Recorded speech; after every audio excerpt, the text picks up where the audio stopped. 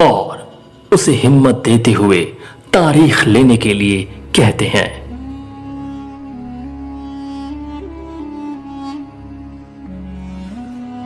क्यों रो रहे हो अमरनाथ? युवा आंसू मत बहाओ, मत घबराओ, कुछ नहीं बिगड़ेगा। उठो, जाओ जाओ, जाकर तारीख ले लो। एसडीओ साहब चले गए हैं और हां, मैं लक्ष्मीगंज से दौड़े दौड़े आया हूं, इसलिए ज्यादा देर रुकूंगा नहीं। अब बोल क्यों नहीं रहे हो? खामोश क्यों हो? अमरनाथ, बोलो कुछ। काफी देर इंतजार व नाराजगी के कारण अमरनाथ कुछ भी बोल नहीं रहे थे, लेकिन इस प्रकार मेरी उपस्थिति देखकर उन्हें अंदर ही अंदर इतना आत्मविश्वास जरूर हो गया था कि अब कुछ भी बिगड़ने वाला नहीं है। लेकिन ये सुनकर कि मैं वहां ज्यादा देर रुकूंगा नहीं, जैसा कि मुझे लक्ष्मीगंज वाली बस से पुनः वापस जाना था, अमरनाथ अब बेचैन होने लगा। और इसी दौरान उसने देखा कि सच में सदानंद बहुत तेजी से न्यायालय से बाहर आ रहे हैं। अमरनाथ फौरन अंदर पेशकार साहब के पास तारीख लेने गया। भीड़ में अंदर जाकर देखा तो पता चला कि सच में एसडीओ साहब जा चुके हैं और लोग पेशकार साहब से तारीखें ले लेकर अपने अपने गंतव्य को जा रहे हैं। और जब अमरनाथ ने पेशकार साहब से अपने मुकदमे के बारे में पूछा तो पता चला कि उसकी तारीख भी 26 मई को निर्धारित हुई है।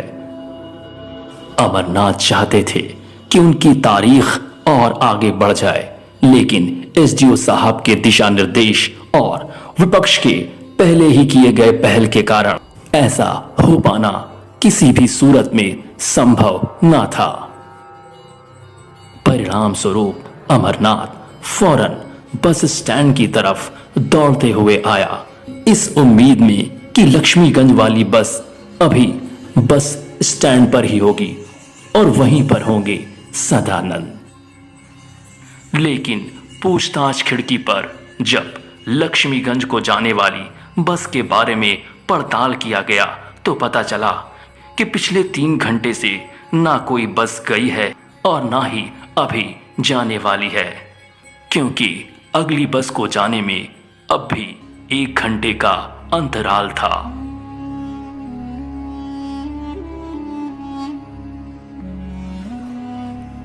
बस स्टैंड पर मुझे ना पाकर अमरनाथ ने जीप टैक्सी स्टैंड की ओर रुख किया, लेकिन वहां पर भी भरसक तलाशने के बाद जब मैं दिखाई नहीं दिया तब वहां पर भी पहले की तरह ही पूछताछ की। यहां पर भी कोई जीप या टैक्सी लक्ष्मीगंज को रवाना नहीं हुई थी।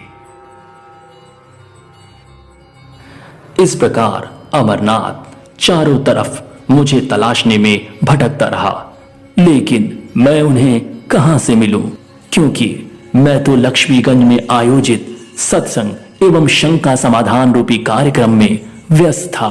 लिहाजा निराश अमरनाथ शाम वाली ही बस से घर वापस आ गया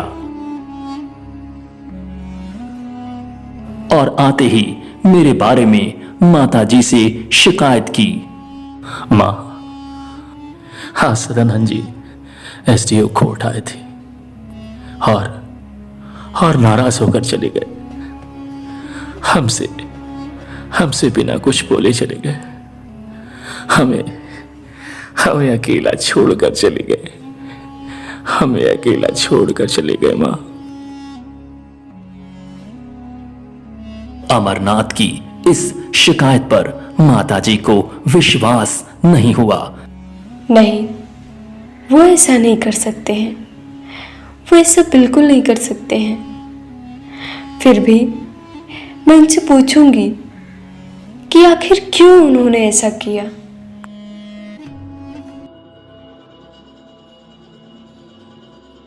क्योंकि एसडीओ कोर्ट देवरिया में अगली तारीख 26 मई निर्धारित हुई थी। लेकिन रात्रि को जब हम एक साथ भोजन पर बैठे तब अमरनाथ की इशारे पर माताजी ने सारी बातें धीरे धीरे कह डाली। ये लड़का है, ये थोड़ी गलती कर ही दे तो क्या इसका मतलब ये हुआ कि इससे बात ही ना की जाए, साथ छोड़ दिया जाए? जबकि आप जानते हैं कि चारों तरफ दुश्मन लगे हैं। बल्कि आपको तो इसे समझाना चाहिए, हिम्मत देनी चाहिए कि घबराओ मत, हम आ गए हैं, अब कोई परेशानी नहीं होगी, ये कहना चाहिए। लेकिन उल्टा आप भी नाराज होकर चल दिए और इसको साथ भी नहीं लिए।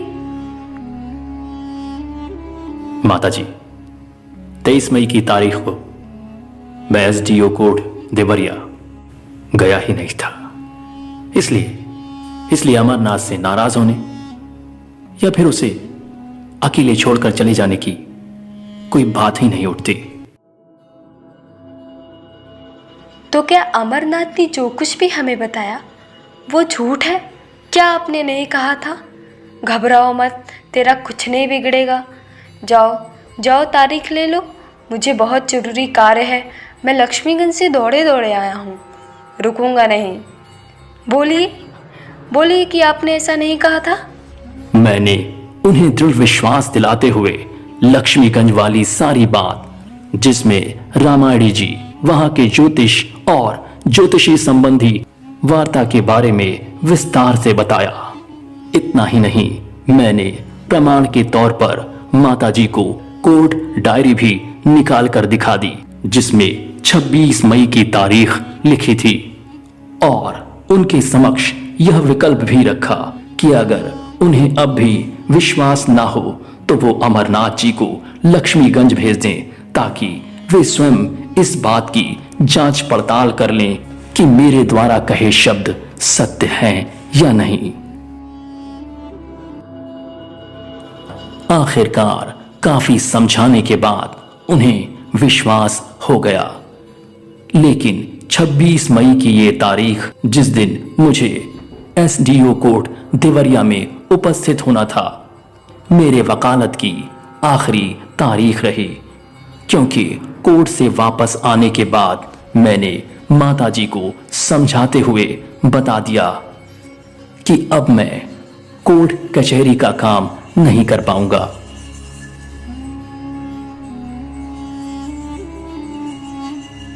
मैं अब कोर्ट कचहरी की दुनिया को अलविदा कह रहा हूं। मैं अब और इस दुनिया में नहीं जाना चाहता। अब मैं कचहरी का काम और नहीं कर पाऊंगा, क्योंकि मैं थोड़ा बहुत सत्संग करूं ना करूं और कोर्ट कचहरी का काम भगवान से कराऊं, ये मुझे रास नहीं आता। अब मैं अपना पूरा ध्यान धर्म के मार्ग पर, परमार्थ के मार्ग पर, परम सत्य के मार्ग पर लगाना चाहता हूं। आप लोग दुखी जरा भी ना हो, बल्कि इस धर्म यात्रा में, इस परम यात्रा में, इस परम पुनीत पावन परमार्थ के कार्य में अपना सद्भाव दें। इन शब्दों के साथ मैंने देवरिया से प्रसन्नतापूर्वक विदाई ली। सभी लोगों का व्यवहार अच्छा रहा।